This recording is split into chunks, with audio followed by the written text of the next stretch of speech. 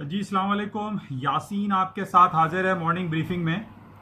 आज 15 अप्रैल है और इस हफ्ते का तीसरा वर्किंग डे है। आज वेडनेसडे आज दिन है और यानी इस हफ्ते का तीसरा वर्किंग डे।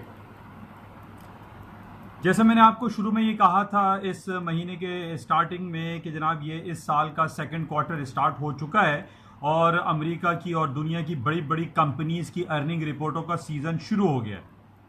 यानी फर्स्ट क्वार्टर जो ख़त्म हुआ है जनवरी फरवरी मार्च का, वो उसकी तमाम अर्निंग रिपोर्टें अप्रैल के महीने में हमारे पास आना शुरू हो जाती हैं।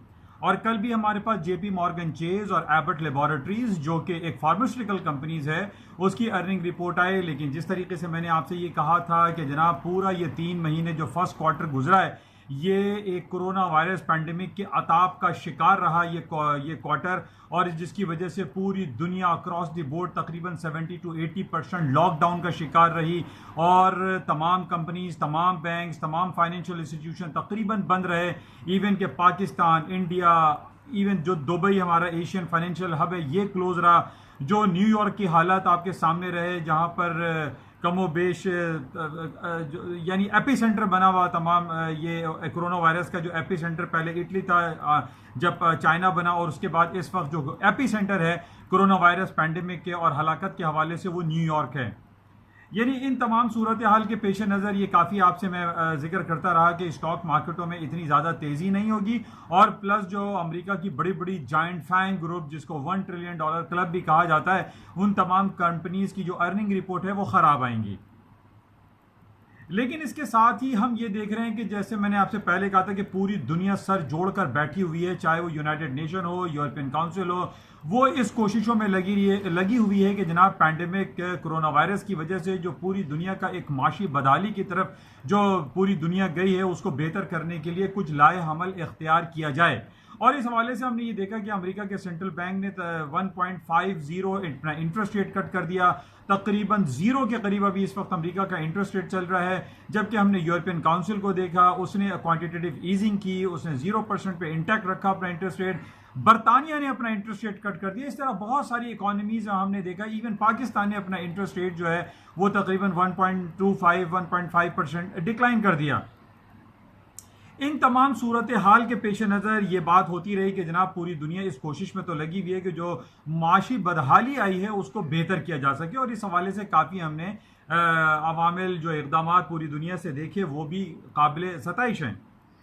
लेकिन इस हवाले से बहुत ज़्यादा एक चहमगोइयाँ शुरू हो गई हैं। आजकल 2-3 दिन से हम ये देख रहे हैं कि वर्ल्ड हेल्थ ऑर्गेनाइजेशन जो कि यूनाइटेड नेशन का एक इदारा है और वो पूरी दुनिया की आम आदमी की सेहत के हवाले से बहुत ज़्यादा कोशिशें करता है और वो पूरी दुनिया पे नज़र रखता है, इसके ऊपर बहुत सारे तहफ़्फ़ुज़ात, बहुत सारे सवालात और बहुत सारे चहमगोइयाँ हो रही हैं और इसके खिलाफ सवाल उठ रहे हैं कि जनाब वर्ल्ड हेल्थ ऑर्गेनाइजेशन ने इस कोरोना वायरस पैंडेमिक के फैलाव के हवाले से कोई जामे और अमली इक़दाम क्यों नहीं किया है।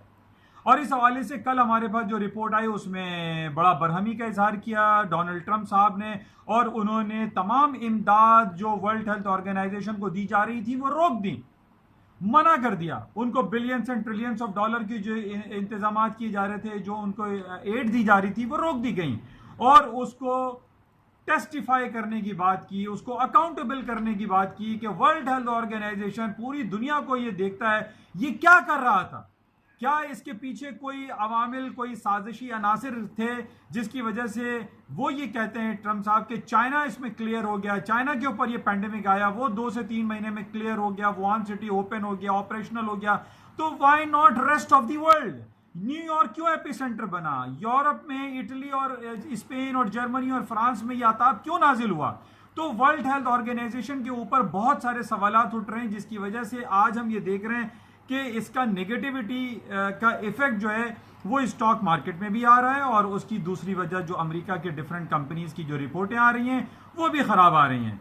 आज पूरी दुनिया की स्टॉक मार्केट तकरीबन 2%, नियरली 2% इस वक्त करंट मार्केट माइनस है, गिरी हुई है, डाउनफॉल का शिकार है।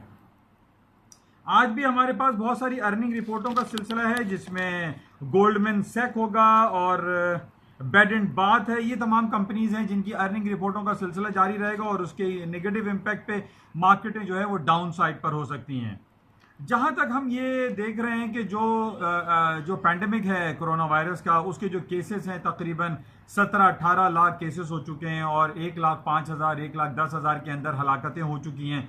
तो इस पे बहुत सारे सवालात उठाए जा रहे हैं कि ये बेसिकली कोरोना वायरस है क्या, वर्ल्ड हेल्थ ऑर्गेनाइजेशन का इसके अंदर क्या अमल दखल रहा, क्या इसके पीछे कोई साजिशी अनाजिर रहे या ना रहे। बहरहाल ये बहुत सारी चमगोइयाँ हैं, सवालिया निशान है कि जनाब ये हो क्या रहा है और पूरी दुनिया लॉकडाउन का शिकार है।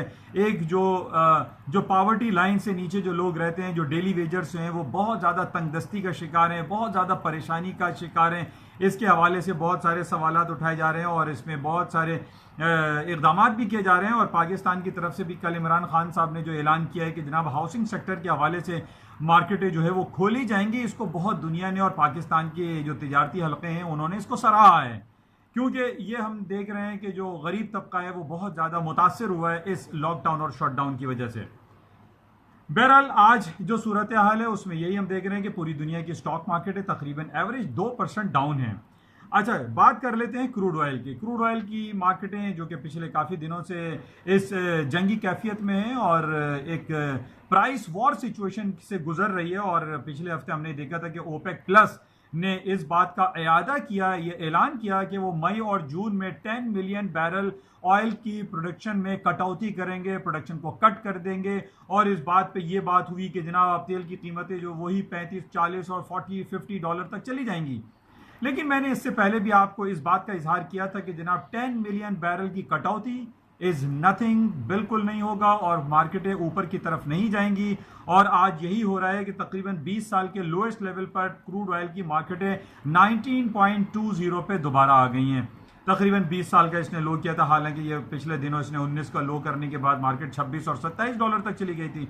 लेकिन आज हम देख रहे हैं कि दोबारा मार्केट डाउन साइड पर आ रही है। इस बात को इसने निगेट कर दिया कि जनाब जो प्रोडक्शन कट हो रही है ओपेक की तरफ से उसका कोई खातिर खा फायदा नहीं होगा। और हम यही देख रहे हैं कि तेल की कीमतें मुस्तकिल गिरती चली जा रही हैं और आज भी इसका टेक्निकल लेवल 19.20 का एग्जिस्ट करता है। अगर मार्केट 19.20 के नीचे क्लोज हो जाती है तो इट मींस कि वो 15 और 16 डॉलर का लेवल जो 25 साल पहले हमने देखा था, मार्केट माइट पॉसिबल के वहां तक आ जाए। क्योंकि क्रूड ऑयल के हवाले से जो रिपोर्ट हमारे पास है उसमें एक तो ठीक है, इन्होंने ओपेक प्लस ने अपनी 10 मिलियन बैरल की प्रोडक्शन को कट किया है। लेकिन जैसे कि मैंने आपसे पहले भी ये कहा था कि दो इसके अलावा, प्रोडक्शन कट के अलावा, ओपेक की जंग के अलावा जो दो अवामिल हैं, यानी एक तो पैंडेमिक कोरोना वायरस की वजह से पूरी दुनिया शटडाउन और लॉकडाउन की वजह से खड़ी हुई है, इनर्ट पोजीशन में है, ना गाड़ी चल रही है, ना जहाज चल रहे हैं, ना ट्रक है, ना बसें हैं, पब्लिक ट्रांसपोर्ट बंद पड़ी हुई है। हम और आप भी अपने घरों पर मुकीम होकर रहे हुए हैं, जिसकी वजह से पेट्रोल का इस्तेमाल ज्यादा नहीं हो रहा है। और दूसरी वजह जो मैंने आपसे पहले बयान की थी कि पूरी दुनिया इस कोशिशों में अब लगी है कि क्लाइमेट चेंज के बेसिस पे जो माहौलियाती आलूदगी के हवाले से हम बातें सुन रहे हैं कि जनाब पेट्रोल को खत्म किया जाए, इसका यूजेज को जीरो कर दिया जाए। और बरतानिया ने यह ऐलान किया है कि वो 2035 में पेट्रोल से चलने वाली तमाम गाड़ियां, तमाम बसें, तमाम ट्रांसपोर्ट को वो खत्म कर देगा। अब सवाल ये पैदा हो रहा है कि जब पूरी दुनिया में तेल का इस्तेमाल ही ना रहेगा तो तेल की कीमतें क्या होंगी ऊपर की तरफ। और इसके अलावा मैंने आपसे ये बात का जिक्र किया था कि जो हम दो क्रूड ऑयल इस्तेमाल करते हैं पूरी दुनिया में, जो ट्रेड होता है, एक WTI ट्रेड कहलाता है जो कि अमेरिका के न्यूयॉर्क मर्केंटाइल एक्सचेंज में है, और दूसरा है लंदन में ब्रेंट क्रूड ऑयल कहलाता है। इसकी कीमतें तकरीबन 3, 4, 5 डॉलर ऊपर की तरफ चलती हैं। अभी तकरीबन 7 to 8 dollar Brent oil crude oil से ऊपर है, WTI से ऊपर है। इसके अलावा मैंने आपसे कहा था कि दुनिया में बहुत सारे ममालिक ऐसे हैं जैसे वेनेजुएला है, कंबोडिया है, मैक्सिको है, कनाडा है, वो अपने अपने हिसाब से तेल बेच रहे हैं। सऊदी अरब अपने हिसाब से 15 डॉलर में बरतानिया के डिफरेंट, यूरोपियन यूनियन के डिफरेंट रिफाइनरीज को 15 डॉलर में सेल आउट कर रहा है। तो हम ये देख रहे हैं कि पूरी दुनिया में सिर्फ WTI क्रूड ऑयल या ब्रेंट क्रूड ऑयल नहीं है, इसके अलावा लातादाद ऐसे क्रूड ऑयल हैं जो कि 5 डॉलर, 6 डॉलर, 10 डॉलर और 15 डॉलर में बेचे जा रहे हैं। तो हम इस खाम ख्याली में ना रहें कि जनाब अभी ये बहुत सस्ता हो गया है, 18 और 19 डॉलर का हो गया है, अब इसको खरीद लो, मार्केट में क्या हो गया, ज्यादा से ज्यादा ये जीरो हो जाएगा। तो ये जीरो तो नहीं होगा, ठीक है, इस बात को हम मानते हैं, लेकिन इसका जो बदला है, ये मैंने आपको पहले भी कहा था, इसका जो कॉन्ट्रैक्ट है जिसकी एक्सपायरी अभी फ्राइडे को आफ्टर 2 डेज आ रही है, अगला कॉन्ट्रैक्ट $7 ऊपर चल रहा है। यानी अभी जो है $19 तो अगला कॉन्ट्रैक्ट $26 का चल रहा है। आपको बदले में जो है वो बहुत ज्यादा नुकसान का सामना करना पड़ सकता है। इस वजह से मैं हमेशा आप तमाम लोगों से ये गुजारिश करता हूं कि इस फाइनेंशियल मार्केट में जब आप अपना पोर्टफोलियो को मैनेज करते हैं तो आप एज अ इन्वेस्टर काम ना करें, एज अ ट्रेडर काम करें, एज अ ट्रेड करें, डेली बेसिस पे आप ट्रेड करें। इस उम्मीद पे ना रहें कि मार्केट जो है ऊपर चली जाएगी, अगर बाय किया हुआ है नीचे आ जाएगी, अगर सेल किया हुआ है तो आप ट्रेडर बने, इन्वेस्टर ना बने। बहुत सारे लोगों को मैंने इस फाइनेंशियल मार्केट में एक ह्यूज लॉसेस करते हुए देखा है। इस वजह से मैं आप लोगों को यह रिकमेंड करता हूं, मेरी सलाह है कि आप ट्रेडर बने, आप इन्वेस्टर ना बने। बहरहाल क्रूड ऑयल के नीचे आने की वजह, कल मेरे पास एक रिपोर्ट थी कि लंदन का जो सबसे फास्टेस्ट और सबसे बिजिएस्ट जो एयरपोर्ट है, हीथ्रो एयरपोर्ट, उसकी जो एयरलाइन सेक्टर है वो तकरीबन 80 to 90% उसके जहाज जो है वो नहीं उड़ रहे हैं। अब आप बताइए कि जब 80 to 90% हीथ्रो जैसे एयरपोर्ट में गाड़ियां, बसें नहीं, यानी एयर बस नहीं चल रहे हैं, यानी जहाज नहीं चल रहे हैं, तो हाउ कैन आई से कि जनाब तेल की कीमतें ऊपर की तरफ चली जाएंगी? नो। और जब तक हम ये देख रहे हैं कि लॉकडाउन और शटडाउन वाली सिचुएशन चल रही है, बड़ी गंभीर सूरत हाल है, जब तक ये खत्म नहीं होगी तेल की कीमतें ऊपर की तरफ नहीं जा सकती। अच्छा, बहरहाल बहुत सारी खबरें इसके साथ चल रही। आज स्टॉक मार्केट के नीचे डाउन होने की वजह आईएमएफ की रिपोर्ट भी है। मैंने 2 दिन पहले भी आपसे कहा था कि आईएमएफ की रिपोर्ट आने वाली है और आईएमएफ की रिपोर्ट लाजमी है, सबको पता था, डिस्काउंटेड थी कि वो खराब आएगी। पिछला पूरा क्वार्टर जो है वो बदहाली का शिकार रहा है और हम ये देख रहे हैं कि थोड़ा सा रिसेशनरी फियर की बात की है आईएमएफ की रिपोर्ट में और ये बड़ा नेगेटिव है, जिसकी वजह से आज stock market across the board पूरी दुनिया में इस वक्त 2% माइनस है। अच्छा, इसके अलावा एक टेस्ट कहलाता है जिसको हम बेटिंग स्टॉक राइजिंग कहते हैं, स्ट्रेस टेस्ट कहते हैं। वो टेस्ट जो है वो बढ़ता जा रहा है, वो टेस्ट स्ट्रेस टेस्ट राइजिंग जो है वो बढ़ रहा है। यानी लोग ये चेक कर रहे हैं कि डिफरेंट फाइनेंशियल इंस्टीट्यूशन है या बैंकिंग सेक्टर है, वो क्या इन हालात को, इस स्ट्रेस को बर्दाश्त कर सकता है, इन हालात को सस्टेन कर सकता है। क्या बैंकिंग फाइनेंशियल सिस्टम ऐसा तो नहीं है कि वो कोलैप्स कर जाए? क्योंकि बहुत सारी बातें ऐसी आ रही हैं, जिस तरीके हम देख रहे हैं कि दुबई जो कि एशिया का फाइनेंशियल हब है, या हांगकांग फाइनेंशियल हब है, या न्यूयॉर्क पूरी दुनिया का फाइनेंशियल हब है, यहां पे वॉल्यूम बहुत कम हो गया है, लोगों का काम कम हो गया है, बैंकिंग सेक्टर कम हो गया है, तमाम कोई पहिया चल नहीं रहा है, जिसकी वजह से हम ये देख रहे हैं कि इस स्ट्रेस टेस्ट की बातें हो रही हैं और उसके बारे में वो एक नेगेटिव टेस्ट होता है। बहरहाल इसके अलावा आज भी बहुत सारी अर्निंग रिपोर्टें रहेंगी, उसको भी हम देखेंगे। इसके साथ हम बात कर लेते हैं सोने की। गोल्ड की कीमतें हम देख रहे हैं तकरीबन कल इसने हाई कर दिया था, 1740-45 का हाई हो गया था स्पॉट में, और इस फ्यूचर में 1785 का इसने हाई किया था। मैं काफ़ी अरसे से आपसे ये बात कहता रहा कि गोल्ड की कीमतों में जब ये 16 के फिगर में चल रहा, तो मैंने आपसे कहा था कि 1700 के ऊपर स्टॉप लगा के इसको सेल करना चाहिए और 1700 के ऊपर इसको बाय करें। और कुछ सूरत हाल ऐसे ही रही, क्योंकि टेक्निकल ग्राउंड बड़ी इंपॉर्टेंट होते हैं, इसको आप जरूर मलहूज खातिर रखा करें।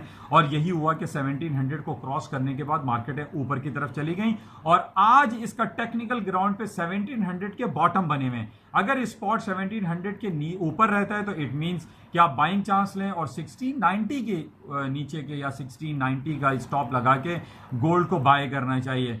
इसको आप मजीद देखिएगा, क्योंकि जो जंगी कैफियत, चाहे वो कन्वेंशनल वॉर हो या ये पैंडेमिक कोरोना वायरस के हवाले से बात हो, एक अताब का शिकार है, एक टेंस हालात में पूरी दुनिया चल रही है, जिसकी वजह से अब हम ये देख रहे हैं कि टेक्निकल ग्राउंड पे और ऐसा फंडामेंटल न्यूज़ जो हमारे पास आ रही है कि जनाब रूस कोई बड़ा कदम उठा सकता है इस कोरोना वायरस कॉन्स्पिरेसी के बिहाइंड पे।